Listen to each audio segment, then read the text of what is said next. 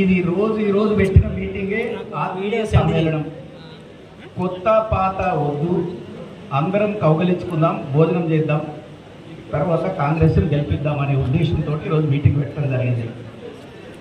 కొన్ని అపోహలు కొందరికి కలిగినట్టుగా నాకు అనుమానం ఉంది. మా కిషన్ నాయక్ గారు, జంగారెడ్డి గారు అంటే నాకు ఎలాంటి చెడు అభిప్రాయం లేదు. గట్టి నాయకులు అందులో డౌటే లేదు. కానీ అధిష్టాన వర్గం ఆయనకేదో తప్పుగా అర్థమైనట్టుగా ఉంది. కానీ అందుకే దయచేసి నేను మీ ఇద్దరికి వ్యతిరేకం కాదు. మీ ఇద్దరు నాకు చాలా దగ్గర మిత్రులు. ఎలక్షన్ నుంచి ఈరోజు వరకు కూడా మీరు నా కార్లో మీరిద్దరే 80% టైము మీరిద్దరే నా కార్లో ఉండి ఉంటారు ఈ సంవత్సరం నుంచి. కనుక మీ మీద ప్రేమ లేకపోతే నా ఇంటికి వచ్చి భోజనం తిని నా బండిలో నేను తిరగనిచ్చేవాడినే కాదు. మీకేదో తలలో ఒక తప్పు అభిప్రాయం డెవలప్ అయినట్టుగా నాకుంది. మీరు నిజాన్ని తెలుసుకుంటారని కూడా భావిస్తున్నా. మీరు తెలుసుకోవాల్సిందిగా నేను ప్రార్థిస్తున్నాను. ఇంకా ఇప్పుడు మనం ఎలక్షన్ గెలవాలి అంటే మనం అందరం కలిసి పనిచేయాలి.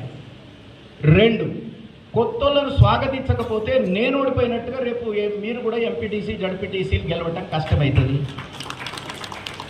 నేను పోయిన ఎలక్షన్లలో మనము మెజారిటీ ఈ మండలంలో కాంగ్రెస్కు రాలేదు. బీఆర్ఎస్కే ఈ మండలంలో మెజారిటీ వచ్చింది. కాంగ్రెస్ 2వ స్థానంలో ఉంది, బీజేపీ 3వ స్థానంలో ఉంది. కనుక మనం 1వ స్థానానికి పోతే తప్ప మీరు రేపు ఎలక్షన్లు మీరు గెలవరు. ఇది మీ ఎలక్షన్ అని నేను అంటున్నా. నన్ను ఓడించినా సరే నేను మిమ్మల్ని ఇక్కడే ఉండి మిమ్మల్ని ఎంపీటీసీ జడ్పీటీసీ సర్పంచ్ ప్రతి ఒక్కరిని గెలిపిస్తానని నేను మాటిచ్చిన ఆ మాట మీద నిలబడ్డా. నేను ఎవరిని కాంగ్రెస్ను నష్టం చేయడానికి రాలే. నేను నా జీవితంలో ఎప్పుడు నేను ఎక్కడ తప్పు చెయ్యలే. ఏదన్నా తప్పు ఉంటే నాకు చూపియండి, నన్ను ఉరి చేసిన నేను ఒప్పుకుంటా. ఎవ్వరికి ఇప్పటిదాకా నేను నష్టం చేయలే. తర్వాత నేను అక్కడ ఇక్కడ జంప్ అయినాని కూడా వాళ్ళు వీళ్ళు అంటే కూడా అది ఇక వాళ్ళ ఇష్టం, నేనేం చేయలేను. నాకు మంత్రి పదవి ఇస్తానా నేను పార్టీ మారలే. నా ఫ్యాక్టరీలన్నీ గవర్నమెంట్ అని రాపిచ్చితే కూడా నేను మారలే. నా పెద్ద కంపెనీ 2,000 కోట్ల కంపెనీ మొన్న కూడా నన్ను కాంగ్రెస్లో ఉండటానికి లేదు, నీ బిజినెస్లు బంద్ చేస్తామని ఎంత బెదిరిస్తే నా 2,000 కోట్ల కంపెనీ ఇది నాకు పనికిరాదు రాట అని చెప్పి పడేసి వచ్చిన వ్యక్తిని నేను 2,000 కోట్ల కంపెనీని నేను ఇట్లా పడేసి వచ్చా అంటే నేను ఎంత పట్టుదలగా ఉన్నానో మీకు అందరికీ నేను చెప్పదలుచుకున్నా. ఇక నన్ను తిట్టినా కొట్టినా నాకే అభ్యంతరం లేదు. నేను చేసేది మాత్రం అధిష్టాన వర్గం ఏం చెప్తే గదే చేస్తా. నేను కాంగ్రెస్ను ఇక్కడ గెలిపించి ఎంపీకి గెలిపించి తీరుతా. 3 మీ అందరినీ కూడా సర్పంచులు ఎంపీటీసీలు జడ్పీటీసీలు గెలిపించే పోతా. అప్పటిదాకా నేను నిద్రపోనని కూడా మీకు నేను మాటిస్తున్నా. ఇక ఇప్పుడు ఎవరన్నా ఏమన్నారని ఈ మండలాన్ని 4 క్లస్టర్లుగా విభజించేదే. దయచేసి ఈ మండలానికి 4 క్లస్టర్లు 4 ముక్కలు చేస్తాము. తర్వాత మొత్తం ఈ మండలానికి 8 నుండి 10 మందిది ఈరోజు మీరే కూర్చొని కమిటీ వేయాల్సిన అవసరం ఉంది. ఇప్పటిదాకా ఏ కమిటీ కూడా వేయలేదు. తర్వాత మీకు క్లియర్గా చెప్తున్నా, ముఖ్యమంత్రి ఆదేశాలు నరేందర్ మన ఇన్ఛార్జ్ మాట మీకు చెప్తున్నా. పార్టీ కమిటీలు రద్దు చేయబడ్డాయి రాష్ట్రమంతటా, మన కాన్స్టిట్యున్సీలో కాదు రాష్ట్రమంతటా రద్దు చేయబడ్డాయి. 3వ పాయింట్, ఇప్పుడు ఎలక్షన్లు కొట్లాడటానికి ఎవరైతే మండలానికి 10 మంది, క్లస్టర్కు 10 మంది, గ్రామంలో 10 మంది, 25 ఇళ్ళకు ఒక లీడర్, ఇది తయారు చేయకపోతే మనం గెలవము. ఇది మీ కొరకే మీరు తయారు చేసుకోవాల్సిన అవసరం ఉంది. కనుక ఈరోజు భోజనం చేసి 10 మంది పేర్లు మీరు సమ్మతంగా 10 పేర్లు ఇస్తే నేను అధిష్టాన వర్గానికి అప్రూవల్కు పంపిస్తా. తర్వాత 4 క్లస్టర్లలో కూడా 10 మంది పేర్లు ఇవ్వండి, అది కూడా నేను అధిష్టాన వర్గానికి పంపిస్తా. తర్వాత ఆ క్లస్టర్ల మీటింగు ఈ 10 మంది ఎవరైతే మండలంలో ఇప్పుడు లీడర్గా వేస్తున్నామో ఆ 4 క్లస్టర్లకు వీళ్ళను విభజిస్తాము.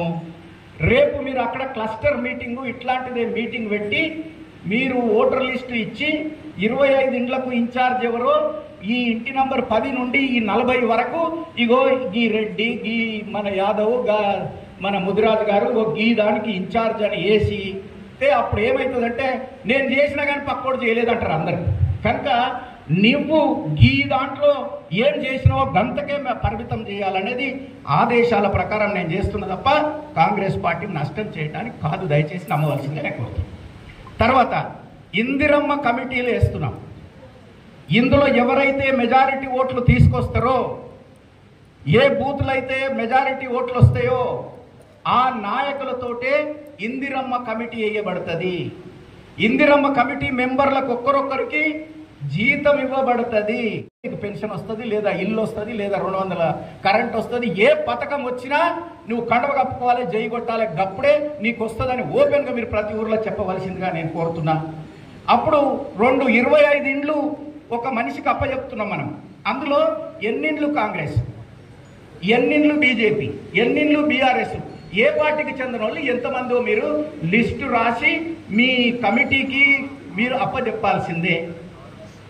అందులో కాంగ్రెస్ వాళ్ళు పోను ఏ పార్టీకి చెందిన వాళ్ళను మనం ఇమ్మీడియట్గా మనం దండం పెట్టో కడపల తలకాయ పెట్టో మనం వాళ్ళను మన కుప్పలో వేసుకుంటే మీకు మెజారిటీ వచ్చేస్తుంది.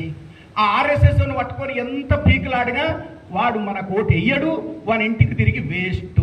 కనుక వేస్ట్ కాలది ఆ పక్కకు పెట్టేసి న్యూట్రల్స్ ఎంతమంది, మన పార్టీలు ఎంతమంది, ఆ న్యూట్రల్స్ అందరినీ మన పార్టీలోకి మీరు కండువ కప్పి తీసుకుంటే రేపు మనం ఈజీగా గెలిచిపోతామని కూడా ఈ సందర్భంగా నేను తెలియజేస్తున్నాను. ఇంతకంటే ఎక్కువ ఎందుకు ఓటు వేయాలి, మనకెందుకు వేయాలి, ఆ పార్టీకి ఎందుకు వేయద్దు, ఇవన్నీ ఇంకా మనం రాబో రోజులలో ఇంటింటికి కరపత్రాల రూపంలో మనం ఇంటింటికి పంపిద్దాం. ఈరోజు ఇంతకంటే ఎక్కువ మాట్లాడకుండా మీరు దయచేసి కోపాలు పక్కకెట్టండి, అందరూ కవలించుకుందాం, మనం అందరం ప్రేమభావాలు పెంపొందించుకుందాం. మనం ఈ మండల కమిటీ వేసుకుందాం, మళ్ళీ తర్వాత నీకు క్లస్టర్ కమిటీ వేసుకుందాం, తర్వాత గ్రామ కమిటీ వేసుకుందాం, బూత్కు 25 బూత్లకు ఒక ఇన్ఛార్జ్ని వేసుకుందాం. ఆయనతోటి మనం ట్రైనింగు మళ్ళీ అదే ఊర్లో పోయి కూడా మనం కూర్చొని మాట్లాడదాం. ఈ పంచాయతీలు ఈ మండలం ఒకటే కాదు, నువ్వు క్లస్టర్ వేసినప్పుడు కూడా ఇంతవరకు డిస్టర్బెన్స్ వస్తుంది. నా పేరు ఎందుకు లేదు, నా పేరు ఎందుకు లేదని పేర్లు అన్నీ రాయండి. ఎవరిది కూడా కొట్టేయద్దు. ఫలానా ఆయన వచ్చి వీడు పనికిరానోడు సార్ కానీ కొట్టే అంటారు. ఎవరిని కొట్టుడు లేదు. కనుక ఎంతమంది కాంగ్రెస్ అభిమానులు ఉన్నారో ఆ క్లస్టర్లో ఆ ఊర్లో లిస్టులలో ఉండాల్సిందే. వాళ్ళ లోపలనే కట్ చేస్తామని కూడా ఈ సందర్భంగా నేను తెలియజేస్తాను.